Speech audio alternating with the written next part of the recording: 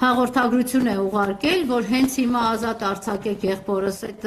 մանկապիղծներին ընդամենը մի քանի ժամ հետո բաց եք թողնում, դեռևս պատասխանները չկա, այն SMS-ները ինչը որ հորաքույրը գրել է։ Պատկերացրեք հիմա ինչա տեղի ունենում, եթե քննչական մարմինը իր տեղում լիներ, օպերատիվ բլոկը իր տեղում լիներ, այսօր չէր լինի նաև այս երկու դեպքերը, չէր լինի 17 տարեկան աղջկա նկատմամբ սեքսուալ բնույթի բռնի գործողությունները, ես չեմ կարող ասել նաև միայն սեքսուալ բնույթի բռնի գործողություններ, որտեղ ըստ երեխեքի նկարագրությունների նաև նրանց նկատմամբ սպառնալիքներ են հնչեցվել, դրա համար երեխաները վախեցել են, անընդհատ լռել են։ Այս քննությունը իրենք պետք է անեն, երբ որ երեք ես այս հարցը բարձրացնում եմ, ասում եմ,